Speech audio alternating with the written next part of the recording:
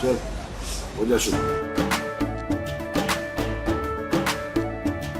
केसरिया से मन जोगी हुआ रे, दिल झूमे देखो पतवारा हुआ रे, दिल झूमे देखो पतवारा हुआ रे। हर पल मनाओ केसरी त्योहार। विमल, बोलो जुबान केसरी। अरे भाई, मैं समझता हूं आधे से अधिक संपत्ति यदि आपकी जब्त कर ली जाएगी, क्यों आप काम करेंगे? क्यों पैसा कमाएंगे? क्यों देश के आर्थिक विकास के लिए आप अधिकतम निवेश करने की आपके दिल के अंदर तड़पन होगी? क्यों होगा? एक से एक अनाप शनाप बातें इन लोगों के द्वारा की जा रही हैं।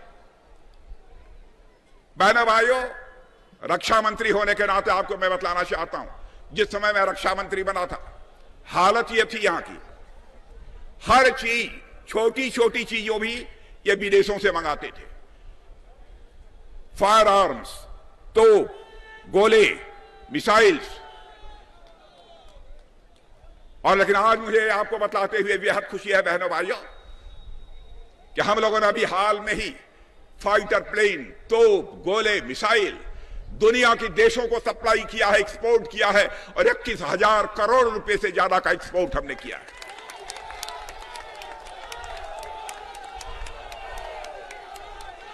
पांच वर्षों के अंदर हमारा यह एक्सपोर्ट 50,000 करोड़ से अधिक का होगा।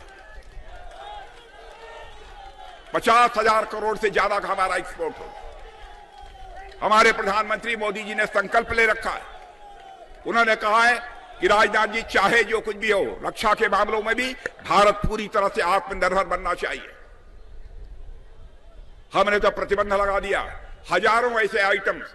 मैंने कहा चाहे जो कुछ भी हो जाए, हम दुनिया के दूसरे देशों से नहीं खरीदेंगे, भारत में बनेंगे, भारत के कारखानों में बनेंगे, भारतवासियों के हाथों से बनेंगे।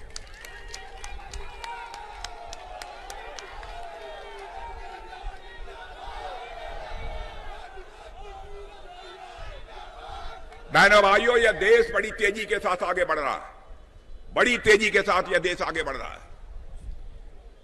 और आप सुनना चाहते हैं, आप अपना वीडियो निकाल लीजिएगा कहीं से। पाकिस्तान के एक सांसद फजलुर रहमान साहब ने कहा है कि भारत विश्व की महाशक्ति बनने की ओर तेजी से आगे बढ़ रहा है, और यह पाकिस्तान अपनी बर्बादी को बचाने की दुनिया से भीख मांग रहा है।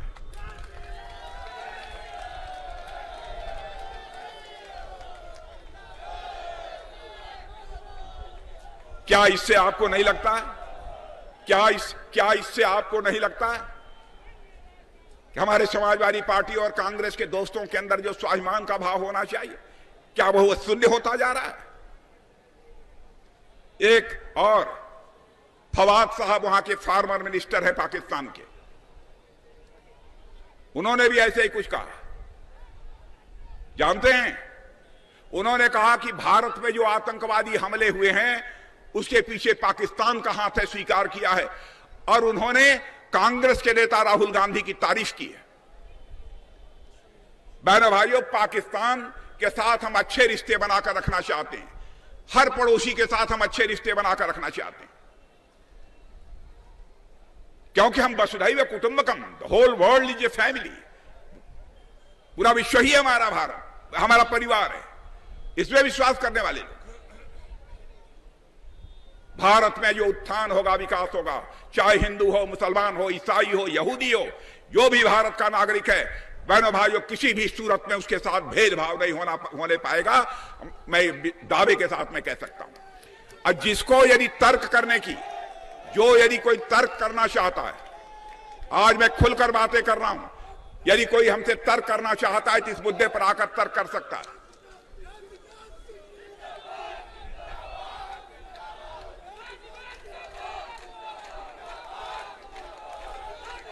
और आप लोगों से भी मैं कहना चाहता हूं, आप लोगों से भी, शांत रहिए, आप लोगों से भी कहना चाहता हूं बहनों भाइयों, लखनऊ के भाईचारे को किसी भी सूरत में बिगड़ने मत देना, मेरी आप सबसे अपील है।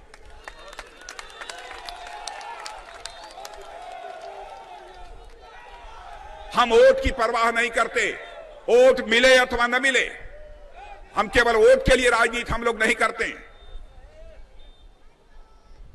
अरे भारत तो एक ऐसा देश है मेरे बहनों भाइयों, भारत एक ऐसा देश है जिस सर्प के काट लेने के बाद मरने की पक्की गारंटी होती है, उस सर्प को भी नाग पंचमी के दिन दूध पिलाकर दीर्घजीवी होने का कामना यदि कोई देश करता है तो भारत करता है।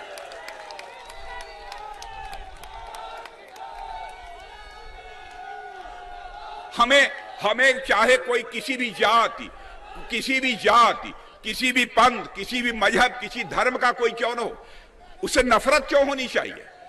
हमारे मन में कभी भी उसके प्रति कोई नफरत का भाव नहीं होना चाहिए।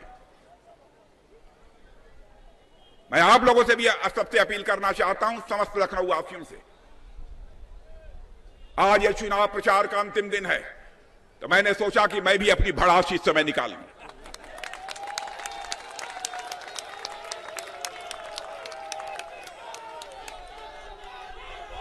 बहनों भाइयों, यह गलत प्रचार कर करके लोगों ने भारत के समाज को बांटने की कोशिश की है। हमसे कोई पूछे, मंत्रिमंडल में भी प्रधानमंत्री जी के बाद तो मैं ही हूं, पूछे कोई?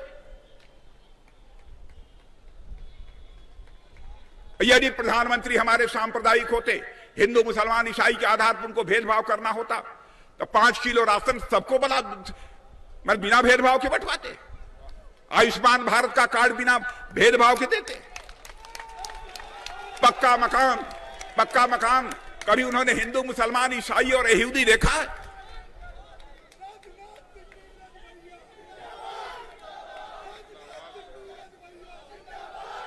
बहनों भाइयों, देश का भविष्य आपके हाथों में है और लखनऊ के लोग बड़े जागरूक हैं। आप सारे दुनिया के लिए मिसाल बन सकते हैं। आपके अंदर वह ताकत है, आपके अंदर वह बौद्धिक क्षमता है।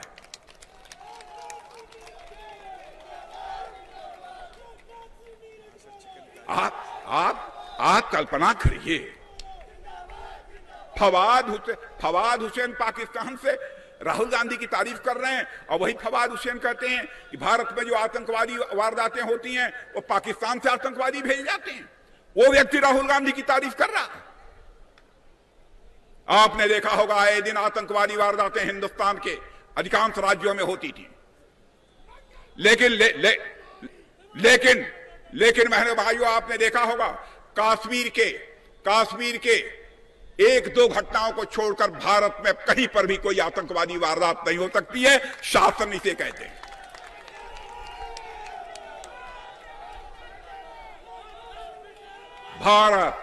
भारत अब यह कमजोर भारत नहीं रहा है। भारत अब यह दुनिया का ताकतवर देश बन चुका है। मेरे बहनों भाइयों, हम किसी को आंख नहीं दिखाते।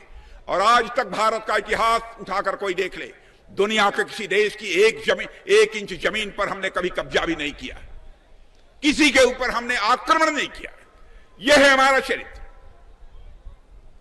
लेकिन भारत को यदि आंख दिखाने की कोई कोशिश करेगा, भारत हमारा कमजोर भारत नहीं है, उसका मुंहतोड़ जवाब देने की कुवत भारत के अंदर है।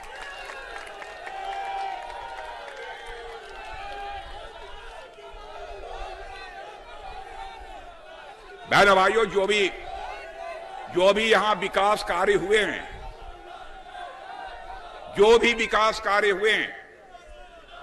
एक मिनट भैया, जो भी विकास कार्य हुए हैं, अरे भाई शांत रह जाओ। जो भी विकास कार्य हुए हैं, बहनों भाइयों, राजनाथ सिंह ने आपके ऊपर कोई एहसान नहीं किया। आपने मुझे चुनकर भेजा, हमारे अंदर जितनी क्षमता थी मैंने करने की कोशिश की है। हमने अपना फर्ज निभाने की कोशिश की है।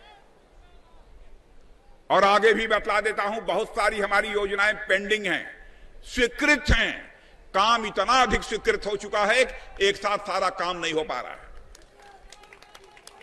हमने यहां तक इस हद तक भाई चुप रहिए, नहीं बोल पाऊंगा मैं, चुप रहिए।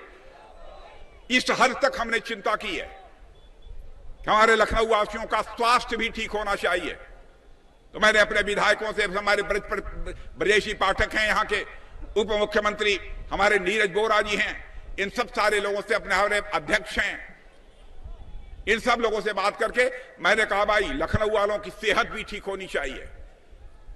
पार्क, जितने पार्क हैं सब में जिम की व्यवस्था की जानी चाहिए। इस हद तक जाकर हम लोगों ने चिंता की है। और मैं समझता हूं क्षेत्र में भी कोई काम तो हुआ होगा। 400 करोड़ से ज्यादा का काम किया। हाँ, फजुल्लागंज वाला भी यह काम हुआ है। 400 करोड़ से ऊपर का काम। लेकिन फजुल्लागंज का काम हुआ था, आपके ऊपर हमने एहसान नहीं किया है।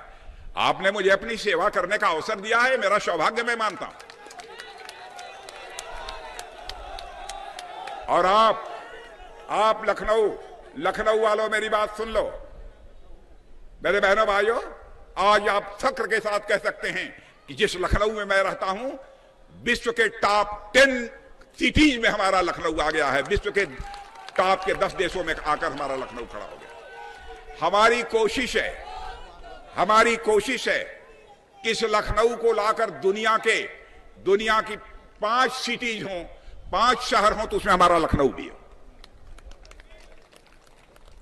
इस विकास कार्य में जब भी जो भी मैंने कहा है प्रधानमंत्री जी से, चाहे एयरपोर्ट का प्रश्न हो, चाहे railway, Gomti Nagar railway station, Alambagh railway station, Charbagh, बहुत सारे रेलवे स्टेशन, यह सब पूरा सहयोग दिया है लखनऊ के विकास के लिए।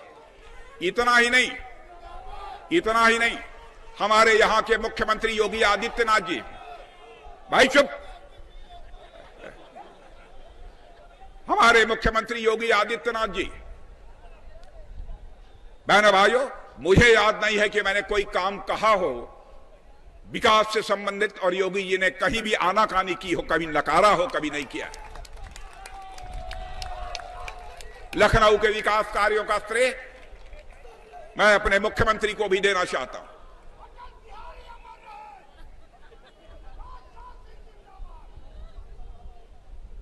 इसलिए बहनों भाइयों, आप सबका सहयोग चाहिए। और 20 मई को सार्वजनिक अवकाश होगा, छुट्टी होगी।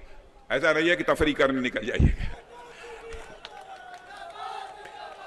और मैं तो कह रहा हूं एक जश्न के रूप में इसे मनाया जाना चाहिए, जश्न के रूप में, त्योहार के रूप में मतदान को लिया जाना चाहिए। और मैं तो सचमुच अपने विधायक नीरज बोरा को बधाई देना चाहता हूं। नीरज बोरा को इसलिए बधाई देना चाहता हूं, मैंने देखा है, मैं बराबर बोलता नहीं हूं, इनसे भी कभी मैंने बोला नहीं है, आज पहली बार मैं कह रहा हूं। जिस तरीके से जनता के हितों की चिंता हमारे नीरज बोरा करते हैं, उसकी जितनी भी प्रशंसा की जाए वह कम है। माने आप यह समझिए, यह मेरे नाकों में भी दम किए रहते हैं। बहनों भाइयों, आप सबको बहुत समय अब हो गया है, समय और हो गया नहीं तो आज मैंने सोचा था खूब बोलेंगे, इसलिए अपनी बात समाप्त करता हूं। आप सब लोगों ने इतनी बड़ी संख्या में यहां पर मौजूद हुए, एक बार शीश झुकाकर पुनः आप सभी का अभिनंदन करते हुए अपना निवेदन समाप्त करता हूं। बहुत बहुत धन्यवाद मित्रों।